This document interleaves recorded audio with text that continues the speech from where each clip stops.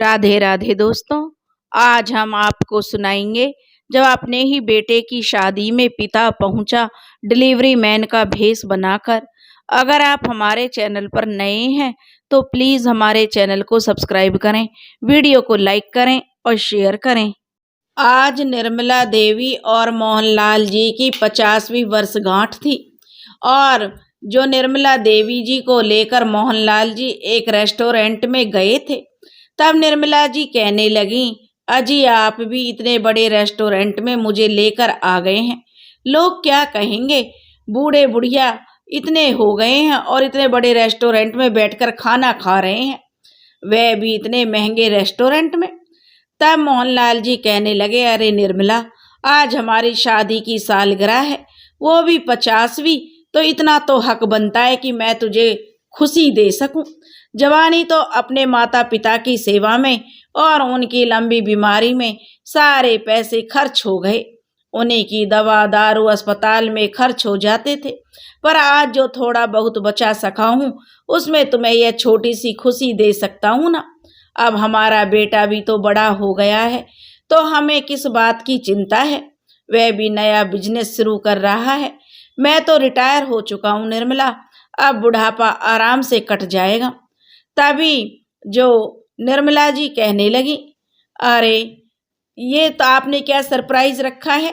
तभी मोहनलाल जी ने एक केक ऑर्डर किया था और यह निर्मला जी के लिए उनका सरप्राइज था। फिर मोहनलाल और निर्मला जी ने रेस्टोरेंट में ही केक काटकर सब वेटर लोगों को खिलाया और सबसे कहते हैं, आज हमारी शादी की सालगिरह है। निर्मला जी तो शर्म से लाल हो रही थी और कहने लगी, छोड़िए जी, यह सब क्या है, और अब बहुत हो गया, चलिए घर चलते हैं। मोहनलाल जी गुनगुनाते जा रहे थे, ओ मेरी जोहरा जबी, तुझे मालूम नहीं। फिर अपनी पत्नी निर्मला देवी के हाथों में हाथ डालते हुए एक ऑटो में बैठकर अपने घर पहुंचते हैं।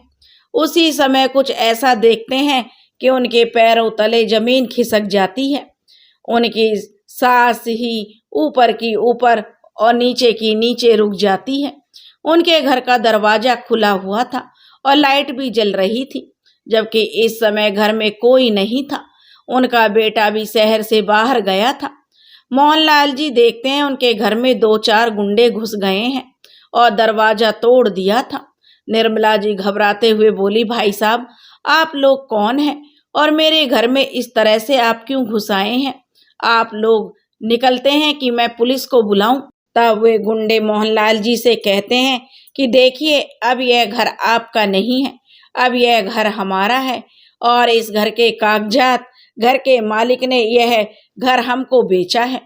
आप मोहनलाल जी कहते हैं, मैंने यह घर तुमको कब बेचा? तुम लोग झूठ क्यों बोल रहे हो और यह सब क्या लगा रखा है, मेरा घर मेरा घर, यह घर हमारा है। तब वह गुंडे कहते हैं कि नहीं, मेरा नाम सोहन है और यह घर आपके बेटे ने मुझे बेचा है। जो उनमें से एक गुंडा था बोलता है, यह देखिए, इस घर के कागजात पर मेरे साइन है, मैंने उसे पूरे 50 लाख दिए हैं और इस घर के, इसलिए अब आप लोग इस घर से निकलिए। उन दोनों को धक्के मारकर सोहनलाल निकाल देता है। अब जो मोहनलाल जी और निर्मला जी दोनों की आंखों में आंसू बहने लगते हैं कि यह क्या हो रहा है। उन्हें तो समझ ही नहीं आ रहा था कि कब उनका बेटा यह घर बेचकर जो चला गया। तब वे कहते हैं, सुनो बेटा, हमारी बात तो सुनो, हम इस समय कहाँ जाएंगे? इस घर में एक कमरे में हमें पड़े रहने दो, चाहे तो हमसे कुछ काम ले लो, मजदूरी करवा लो, पर हम यहाँ से कहाँ जाएंगे? अब तो काफी रात हो गई है। तब सोहन बोला, मैंने यहाँ पर कोई वृद्धाश्रम नहीं खोला अंकल जी कि मैं सब गरीबों को मुफ्त में रहने के लिए दे दूं। मेरा भी परिवार है और मैं यहाँ पर एक बड़ा सा होटल बनाना चाहता हूँ, इसलिए आप लोग अभी के अभी यहाँ से निकलें। और आपके बेटे ने आपके साथ जो किया है वह तो मुझे नहीं पता, पर मेरा घर मुझे खाली चाहिए।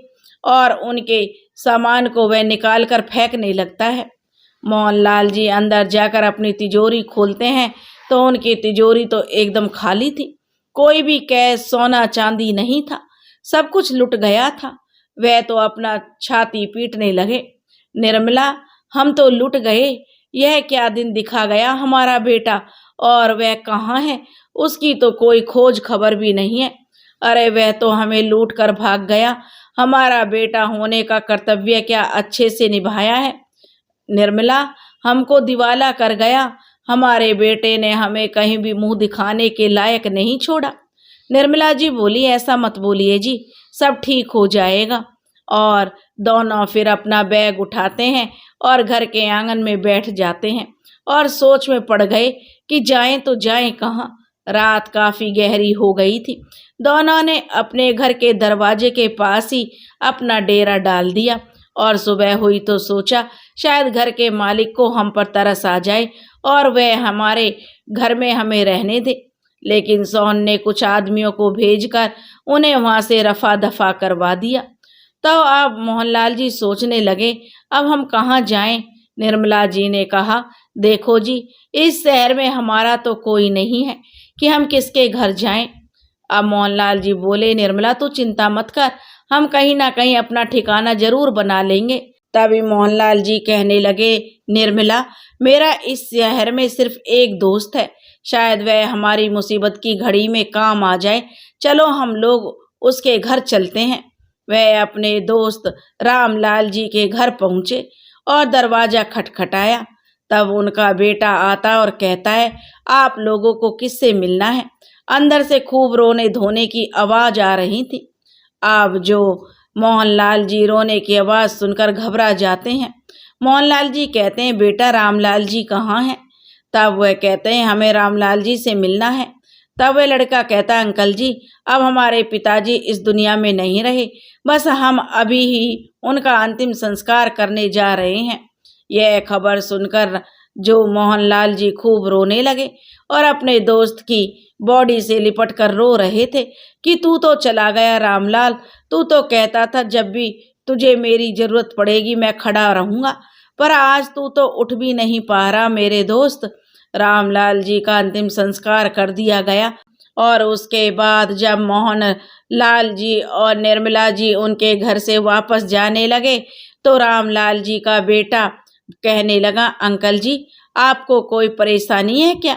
तब मोहनलाल जी बोले, नहीं बेटा, ऐसी कोई बात नहीं है, और वे उनके घर से वापस जाने लगते हैं। तब जो रामलाल जी का बेटा शुभम बोला, आप मुझे अपने बेटा जैसा ही समझिए अंकल जी, पिताजी नहीं है तो भी आपका इस घर में अभी भी उतना ही हक है जो पहले हुआ करता था। बताइए अंकल जी, मुझे अपना बेटा समझिए। बेटा शब्द सुनकर मोहनलाल जी की आंखों में आंसू आ गए और कहने लगे, बेटा, मैं तो यहाँ रामलाल जी से कुछ मदद मांगने आया था, क्योंकि मेरे बेटे ने मेरा घर बेच दिया और हम बेघर हो गए हैं। सोचा था रामलाल जी कुछ मदद कर देंगे, पर अब वह इस दुनिया में नहीं है। तब शुभम बोला, कोई बात नहीं अंकल जी, पिताजी नहीं है तो क्या हुआ, मैं तो हूँ, मैं आपकी हर संभव मदद करूँगा। आप इसे अपना घर समझिए, आप हमारे घर में रह सकते हैं और आपको कोई भी परेशानी नहीं होगी। मेरा सगा बेटा तो जो अपना नहीं निकला। मोहनलाल जी कहने लगे, पर बेटा, तुमने जिस अपनेपन से मुझसे बात की है यही बहुत है। बस रहने के लिए छत मिल जाए, बाकी मैं अपनी रोजी रोटी की व्यवस्था कर लूँगा। आप जो शुभम कहने लगा, अंकल जी, आप एक तरफ बेटा कहते हैं और दूसरी तरफ आप हमें पराया कर रहे हैं। पीछे का गेस्ट रूम खाली है हमारा, आप चाहो तो वहाँ रह सकते हैं। अब मोहनलाल जी और निर्मला जी अपने सारे सामान को लेकर गेस्ट रूम में रख देते हैं और शुभम कहता है, अंकल जी, जब तक आपकी नौकरी नहीं लगती, नया काम नहीं ढूंढ लेते हैं, आप यहाँ रह सकते हैं। वैसे भी इस उम्र में कोई काम करता है क्या? बुढ़ापे में तो बेटे का फर्ज होता है अपने माँ बाप का ध्यान रखे। पर कोई बात नहीं अंकल जी, आप इसे अपना घर समझें। अब चलिए, आप कुछ खाना खा लीजिए प्लीज़। अंकल जी, आपने मुझे अपने पिता की जो छवि नजर आती है, मुझे लग रहा है कि मैंने अपने खोए पिता को फिर से वापस पा लिया है। चलिए अंकल जी, आप लोग खाना खा लीजिए, कब से भूखे बैठे हैं। मोहनलाल जी बोले, ठीक है बेटा, तू कहता है तो मैं खा लेता हूँ, पर मुझसे कुछ खाया नहीं जाएगा। शुभम ने कहा, अंकल जी, मैं सब समझता हूँ आपके दिल पर क्या बीत रही है। आपके बेटे ने जो जख्म दिया है इतना जल्दी नहीं भरा जा सकता। और जो शुभम अपनी पत्नी अलका से कहता है कि अलका जल्दी से अंकल और आंटी के लिए खाना लगाओ। सुनिए, अलका कहती है, 1 मिनट इधर तो आइए। आप भी कैसे भीख मंगे लोगों को घर में बुला लेते हैं। मुझसे खुद का खाना तो बनाया नहीं जाता, अब इन दोनों बुड्ढों के लिए भी खाना बनाऊं। अभी तो सारे मेहमान गए हैं। नहीं जी, आप उनकी खातिरदारी मैं नहीं कर सकती। मैं क्या करूं? क्या घर में अनाथ आश्रम या वृद्धाश्रम खोल रखा है जो मैं किसी भी आए गए को खाना खिलाती रहूं? तब शुभम बोला, अलका तुम्हें शर्म लिहाज की कोई चीज है कि नहीं? यह पिताजी के दोस्त हैं। अरे, अलका कहने लगी, पर हमने कभी देखा नहीं, हम यहाँ रहते कहाँ थे? जो शुभम कहने लगा, अभी तो 1 साल पहले ही हम यहाँ शिफ्ट हुए हैं, तो हम कैसे जानेंगे? बेचारे अंकल जी बहुत परेशान हैं। उनके बेटे ने उनका घर उनसे छीन लिया है और बेचकर कहीं लापता हो गया है। ना जाने कैसा कलयुग के बेटे होने लगे हैं। मुझे तो सोचकर ही डर लग रहा है। आपको बेवकूफ़ बनाना बड़ा आसान है, अलका कहने लगी।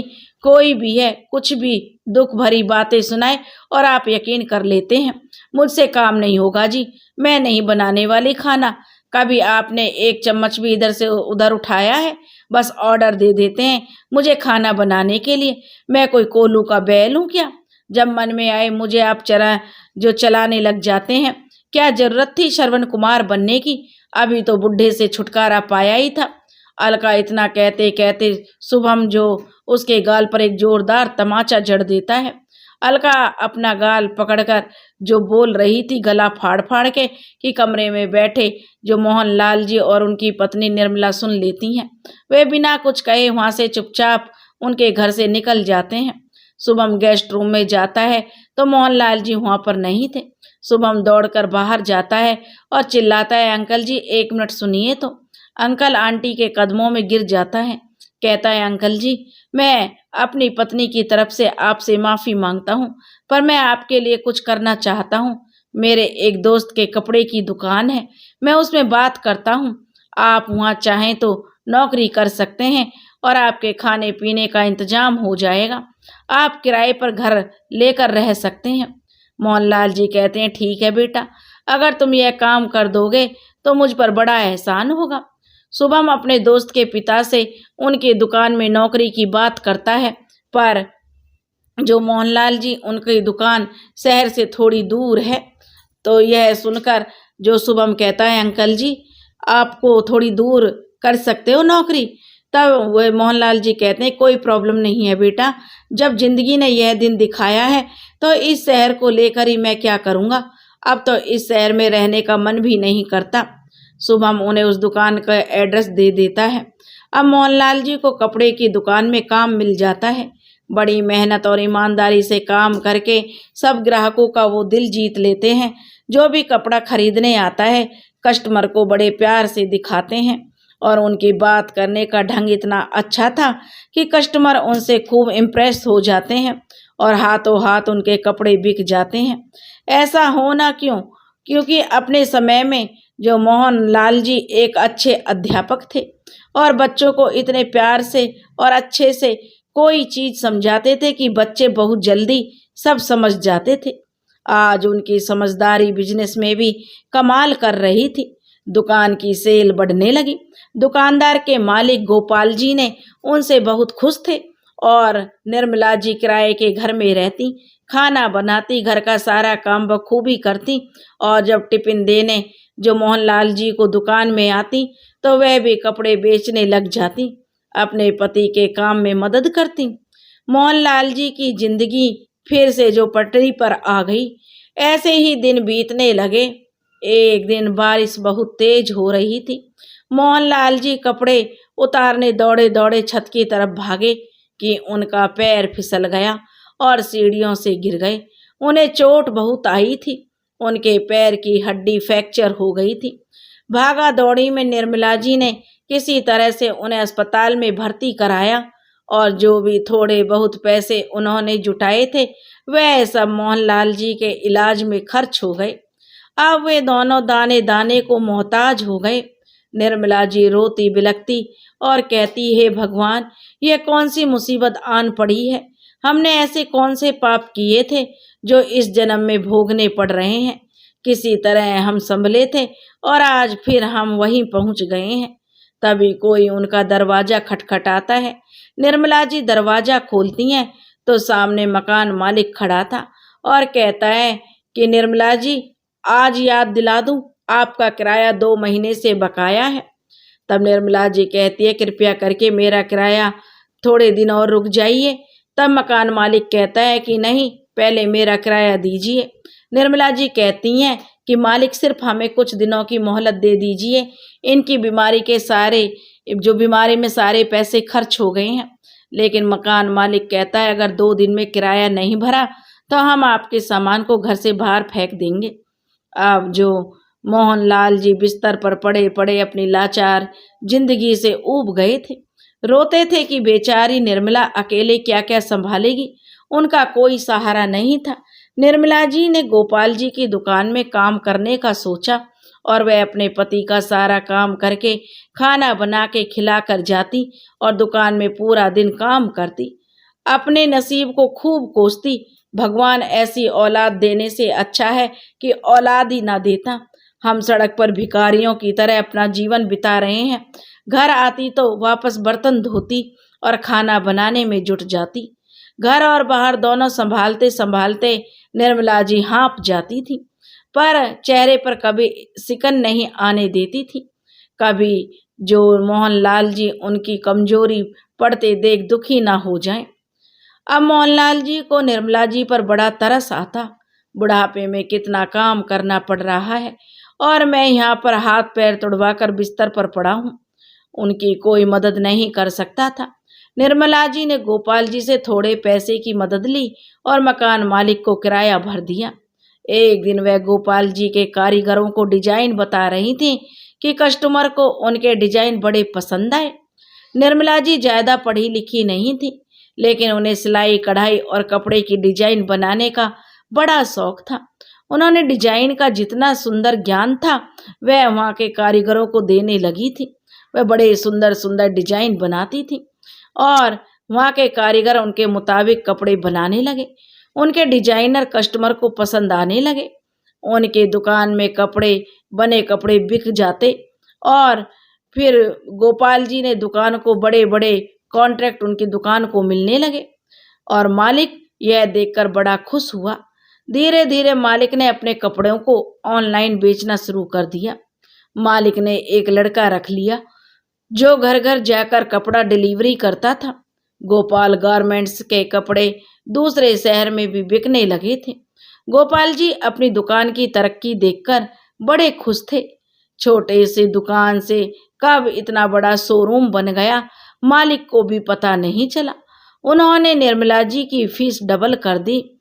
उधर अब मोहनलाल जी भी अब अपने पैरों पर खड़े हो चुके थे। वह चल फिर सकते थे। एक दिन उनकी दुकान में बहुत बड़ा ऑर्डर आया, शादी के कपड़े बनवाने का।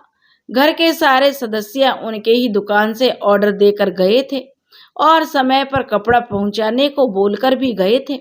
दुल्हन के लिए लहंगा और दूल्हे के लिए शेरवानी और सब सदस्यों के लिए डिजाइनर साड़ी का ऑर्डर आया था। अब सारे काम समय पर हो गए और डिलीवरी भी हो चुकी थी। बस दूल्हे का कपड़ा रुका हुआ था क्योंकि उस दिन डिलीवरी बॉय समय पर नहीं आ सका था क्योंकि उसकी माँ बीमार थी। और अब गोपाल जी सोच में पड़ गए कि दुकान बंद होने को है और दूल्हे के कपड़े अभी तक नहीं पहुंचाए गए हैं और सारे उनके स्टाफ मेंबर अपने अपने घर चले गए थे। लेकिन उनकी दुकान के पास ही जो मोहनलाल जी और निर्मला जी का घर था, दुकान के मालिक ने जो मोहनलाल जी को फोन कर कर बुलाया और कहा कि इस पते पर दूल्हे के कपड़े पहुंचा दो।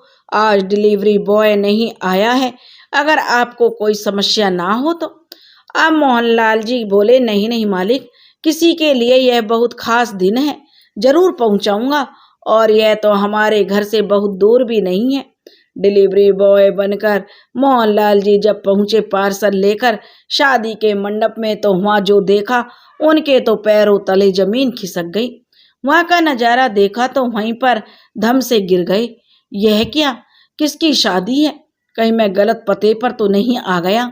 एड्रेस तो सही था, पर सामने उनका बेटा जो विकास खड़ा था। अपने बेटे से कुदरत इस तरह से उन्हें का आमना सामना करवाएगी, इसकी तो उन्होंने उम्मीद भी नहीं की थी। उनकी तो पूरी दुनिया ही हिल गई ना। अब वह जो अपने आप को संभाल नहीं पा रहे थे, वो रो रहे थे। अब जो विकास नौकरों पर खूब जानवरों की तरह चिल्ला रहा था कि कैसे शादी होगी, अभी तक मेरी शेरवानी समय पर नहीं आई है। तुम्हें पता है ना कि मैं किसका दामाद बनने वाला हूँ। अगर मैंने तुम्हारी शिकायत कर दी तो तुम्हारी काम से छुट्टी हो जाएगी। नौकर बोले, नहीं नहीं छोटे मालिक, आप ऐसा मत करना। हमने फोन करके पता किया है, अभी आपकी शेरवानी आती होगी। मालिक को भी कोई शिकायत मत करिएगा। नौकर उनके पैरों पर गिर गए। विकास कहने लगा, उन्हें धक्का मारकर भगा दिया, चल हट यहाँ से और मेरे लिए कॉफी लेकर आ। मेरा मूड और खराब मत कर। शादी जिस होटल में थी उसमें दूल्हा और दुल्हन दोनों थे। विकास अपने कमरे में था और दुल्हन अपने कमरे में तैयार हो रही थी। मोहनलाल जी सोचने लगे, पता नहीं अब किस मासूम लड़की की जिंदगी बर्बाद करने चला है। पहले मेरी दुनिया तबाह कर दी, मुझे सड़क पर लाकर खड़ा कर दिया। पता नहीं, खैर अब आई गया हूँ तो शेरवानी तो देकर ही जाऊंगा। वह अपने बेटे के पास गए तो जो विकास अपने पिता को सामने खड़ा देखकर जो उसकी आंखें चौंधिया गई, वह एकदम से हक्का बक्का रह गया और कहने लगा, अरे आप भिखारी बनकर मेरी शादी में क्यों आए हैं? चले जाइए यहाँ से, नहीं तो अगर मालिक को पता चल गया कि मैं आप जैसे दो कौड़ी सड़क छाप का बेटा हूँ तो जो घर घर जाकर डिलीवरी पहुँचाने का काम करता है, तो अपनी बेटी की शादी मुझसे नहीं होने देंगे। और आइंदा अपनी शकल मुझे मत दिखाना। अच्छा सुनो, अब आए हो तो एक रस्म अदा करते जाइए, मुझे यह शेरवानी पहना दीजिए। अब मोहनलाल जी ने अपने बेटे को शेरवानी पहना दी। फिटिंग तो सही है, वह कहने लगा और अपने बाप से बोला, सुन बुढ़े, वहाँ पर मेरा जूता पड़ा है, वह भी मुझे पहना दे। मोहनलाल जी अपने बेटे को देखते रह गए। तब विकास बोला, अब मुझे इस तरह से घूर कर मत देख बुढ़े, मैं तुम्हारा कोई बेटा नहीं हूँ। तुम जैसे भिखारी पिता को तो मैंने उसी समय त्याग दिया था। अब मोहनलाल जी बोले कि तूने मेरे घर को गिरवी रखकर मुझसे कहा कि मैं नया बिजनेस करना चाहता हूँ विकास, और तूने मेरे घर को बेच दिया। विकास बोले, बुढ़े, तेरी तरह गरीबी में जीवन नहीं जीना चाहता था मैं, और ऐसे रोज रोज की तकलीफें मुझे पसंद नहीं थी। जब बिना काम किए बिना मेहनत किए मैं अमीर बन सकता हूँ तो मैं काम क्यों करूँ? दरअसल मोहन लाल जी अपने समय में एक प्राइमरी स्कूल के अध्यापक थे और अपना जीवन बहुत तकलीफों से और संघर्ष पूर्ण उन्होंने बिताया था। जो थोड़ा बहुत भी कमाते थे वह उनके माता पिता की बीमारी में खर्च हो जाता था। किसी तरह उन्होंने अपने जीवन की गाड़ी को घसीटते घसीटते आगे बढ़ाया था। विकास बचपन से ही लालची, धोखा देने वाली प्रवृत्ति का लड़का था। वह जल्दी से जल्दी शॉर्टकट अपनाकर अमीर बनना चाहता था, क्योंकि बचपन से उसने बहुत तकलीफों का सामना किया था। जल्दी जल्दी अमीर बनने के चक्कर में विकास में बुरी संगत में फंस गया और चोरी, धोखाधड़ी यह सब करनी उसकी आदत बन गई। और एक दिन अपने पिता को भी उसने अपने झांसे में फंसा लिया और पिता के घर के कागजात लेकर बोला कि पिताजी, मैं एक बिजनेस शुरू करना चाहता हूँ और आपके घर को बैंक में गिरवी रखकर लोन लेना चाहता हूँ, इस कागजात पर साइन कर दो। मोहनलाल जी भी अपने बेटे के झांसे में आ गए और विकास ने घर चोरी से बेच दिया और सारे पैसे लेकर रफू चक्कर हो गया। पर किस्मत ने उसके साथ वही दोहराया जो उसने अपने बूढ़े माता पिता के साथ किया था। उसने अपने पिता के साथ धोखाधड़ी की और इधर विकास के दोस्त उसी की तरह चोर थे। उन्होंने उसका सारा पैसा मार लिया, क्योंकि विकास ने बहुत बार धोखे से उनके पैसों को हड़पा था। अब विकास का वापस घर जाने का कोई मतलब नहीं था, क्योंकि पिता तो वैसे भी दिवालिया हो चुके थे। विकास उन्हें बर्बाद कर चुका था। वह एक नए शिकार को फंसाने के चक्कर में पड़ गया वह शहर के किसी कंपनी में नौकरी करने लगा। विकास चिल्लाते हुए जो अपने पिता से बोला, अरे मेरा जूता तो पहना, बुड्ढे सुनाई नहीं दे रहा। अब मोहनलाल जी जूता पहनाने लगे तो विकास ने जानबूझकर अपने ही जूते पर कॉफी गिरा दी और फिर बोला, बुड्ढे तुझे दिखाई नहीं देता, मेरा जूता गंदा हो गया है, उधर कपड़ा पड़ा है, जा लेकर आ और जो साफ करी से। अब मोहनलाल जी अपने बेटे की सारी बदतमीजी बर्दाश्त कर रहे थे क्योंकि वे शादी में कोई हंगामा नहीं करना चाहते थे। जूता साफ करने के लिए कपड़ा लेने मोहनलाल जी जाते हैं। उधर निर्मला जी घर पर सोच रही थी कि काफी समय हो गया, रात हो गई है, लेकिन मोहनलाल जी अभी तक नहीं आए हैं। वह तेज तेज कदमों से जो मालिक की दुकान पर पहुंची तो गोपाल जी ने बताया कि जो मोहनलाल जी शेरवानी की डिलीवरी करने गए हैं। अब निर्मला जी भी वहाँ उनका एड्रेस लेकर वहाँ पर पहुँच गई जहाँ पर मोहनलाल जी जो शेरवानी डिलीवरी करने गए थे, क्योंकि उन्हें बहुत परेशानी हो रही थी, अपने पति की चिंता कर रही थी कि काफ़ी समय हो गया और वो अभी तक नहीं आई, क्योंकि शादी का वेन्यू उनके घर से बहुत ज़्यादा दूर नहीं था। इसलिए निर्मला जी वहाँ पर ही पहुँचकर देखती हैं दूल्हा और कोई नहीं, उनका बेटा विकास था। तो निर्मला जी आश्चर्य से उसे देखती रह गईं और अपने बेटे को दूल्हे के रूप में देखती हैं तो वह सोचने लगती हैं, तभी जो मोहनलाल जी इसलिए घर नहीं आए होंगे क्योंकि आज विकास की शादी हो रही है। और मोहनलाल जी के पास जब निर्मला जी गई तो कहने लगी, यह सब क्या हो रहा है जी, मुझे तो कुछ समझ नहीं आ रहा और आप यहाँ अभी तक रुके हुए हैं इस नालायक की शादी में। निर्मला जी कहने लगी तो मोहनलाल जी बोले, तुम देखो, अच्छा हुआ तुम भी आ गई निर्मला। जिस बेटे ने हमें रुलाया तड़पाया, दर दर की ठोकरें खिलाई, अब देखो मैं कैसे उसकी छठी का दूध याद दिलाता हूँ। उधर जो दुल्हन फेरों के लिए जो बने हुए मंडप में पहुंच चुकी थी। फेरे जैसे ही शुरू हुए मोहनलाल जी ने कैमरामैन को इशारा किया। कैमरामैन जो कि शादी की रस्मों की फिल्म बना रहा था।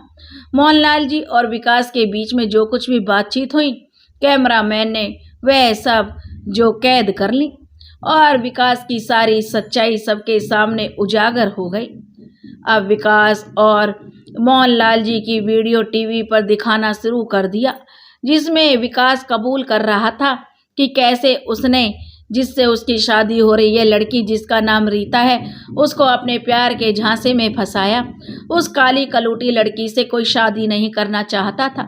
मैं भी उससे प्यार नहीं करता, बस उससे शादी कर रहा हूँ तो उसकी दौलत को पाने के चक्कर में, नहीं तो मेरा जैसा स्मार्ट लड़का तो उसकी तरफ ताके भी नहीं। पिताजी, कब जो रीता मेरे बॉस की इकलौती बेटी है, कंपनी की आधी मालकिन है। रीता को जब पता चला कि विकास की मंशा कि वह उससे प्यार नहीं करता, झूठा नाटक कर रहा है प्यार का, तो और उसके धन पर कब्जा करने की वह कोशिश कर रहा है, तो 7वां फेरा पूरा होने से पहले ही रीता गठबंधन में आग लगा देती है और विकास के गाल पर एक जो जोर का तमाचा जड़ देती है। वह ज्वालामुखी की तरह दहकने लगी। विकास से कहने लगी कि तुम्हारी हिम्मत कैसे हुई मेरे साथ धोखा करने की। अब विकास कहने लगा, अरे रीता, यह सब झूठ है, यह बुढ़ा मेरा पिता नहीं है, झूठ बोल रहा है। तभी वहां उपस्थित सभी मेहमान जो विकास के गालों पर तमाचा जड़ने लगते हैं। विकास के तो पसीने छूट जाते हैं। मोहनलाल जी आगे आते हैं और रीता से कहते हैं, बेटी, मैं फेरों से पहले ही तुम्हारे कमरे में आया था ताकि तुम्हें सारी सच्चाई बता सकूं। यह नालायक कितना नीचे गिर चुका है, जब इसने अपने सगे माँ बाप को भी नहीं छोड़ा, उन्हें भी सड़क पर लाकर खड़ा कर दिया। तो तुम क्या चीज हो बेटी, पैसा ही इसके लिए सब कुछ है, लेकिन तुम मंडप में आ चुकी थी। विकास कहता है कि रीता, तुम इस धोखेबाज बुढ़े पर विश्वास मत करना, यह झूठ बोल रहा है। मैं तुमसे सच्चा प्यार करता हूँ रीता, तुम्हें सारी जिंदगी खुश रखूंगा। रीता कहती है कि मोहनलाल से, ये सर झूठ नहीं बोल रहे विकास, सर शायद आपने मुझे पहचाना नहीं। रीता कहने लगी, मैं आपकी विद्यार्थी रह चुकी हूँ, आपकी ईमानदारी के चर्चे पूरे स्कूल में थे। मैं आपको देखते ही पहचान गई थी कि आप मेरे वही अध्यापक हैं जिनसे मैं बहुत प्रभावित थी। आपने स्कूल में मुझे पढ़ाया, आज आपके दिए हुए संस्कारों के बल पर मैं इतनी काबिल बन पाई हूँ कि मैं अपनी ज़िंदगी में नाम कमा पाई हूँ। सर, आपको याद नहीं है, जब स्कूल के सारे विद्यार्थी मुझे मेरे रंग रूप को लेकर मेरा हंसी मजाक उड़ाते थे, तो आप ही तो मुझे सिखाते थे कि असली सुंदरता रीता मन की होती है। अपने आप को इस काबिल बनाओ कि तुम्हारी बाहरी सुंदरता उसके आगे फीकी पड़ने लगी और तुम इतनी कामयाब हो जाओ कि लोग तुम्हारे आगे झुकें और तुम्हारे गुण गाएं। मोहनलाल जी को अब कुछ कुछ याद आने लगा। मोहनलाल जी बोलते हैं, अरे, मेरा बेटा मेरे दिए हुए संस्कार नहीं सीख पाया और उसने मेरी इज्जत को मिट्टी में मिला दिया, मुझे कहीं मुंह दिखाने के लायक नहीं छोड़ा। पर तूने मेरा नाम रोशन कर दिया बिटिया। एक टीचर की इज्जत की लाज रखी बेटी, तू सदा खुश रहे। और मोहनलाल जी उसे ढेरों आशीर्वाद देने लगे। मोहनलाल जी वहाँ पर उपस्थित सभी मेहमानों से अपने बेटे के किए की माफ़ी मांगने लगे। उसके बाद रीता ने विकास को ठगी फरेब के आरोप में जेल भिजवा दिया और विकास ने कहा कि मैं तुम्हें तुम्हारी असली जगह तुम्हारे ससुराल भेज रही हूँ। विकास से उसने बोल दिया साफ साफ कि तुम्हारी जगह अब जेल है, अब वहीं जेल में सुहागरात मनाना। विकास मोहनलाल जी से हाथ जोड़कर माफ़ी मांगने लगा। पिताजी, मुझ जैसे नालायक बेटे को माफ़ी भी मांगने का हक नहीं है, पर मैं आपसे माफ़ी मांगता हूँ, हो सके तो मुझे माफ़ कर दीजिए। मैं अपने किए पर पछता रहा हूँ। अब मोहनलाल जी और निर्मला जी उसको तो जो कब से अपने दिल से और दिमाग से फेंक चुके थे। अब मोहनलाल जी और निर्मला जी अपने घर लौट आए और निर्मला जी की काबिलियत रंग लाई, वह तरक्की करती गईं और आज उनके पास एक अच्छा घर, गाड़ी, सब कुछ है। वह ज़रूरतमंदों की, गरीब लोगों की मदद करते हैं।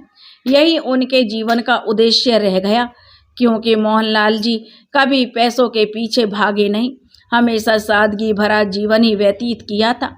दोस्तों, आपको क्या लगता है, ऐसे नालायक बेटे जो अपने पिता को इस सड़क पर लाकर खड़ा कर दें, उनको माफ़ करना चाहिए या मोहनलाल जी को यह नहीं करना चाहिए था? मोहनलाल जी ने किया वो सही किया या गलत? अगर आपको यह कहानी पसंद आई हो तो प्लीज़ हमारे चैनल को सब्सक्राइब करें, वीडियो को लाइक करें और शेयर करें और बताएं कि मोहनलाल जी ने जो किया अच्छा किया या गलत, तो कमेंट्स करके हमें ज़रूर बताएं। राधे राधे।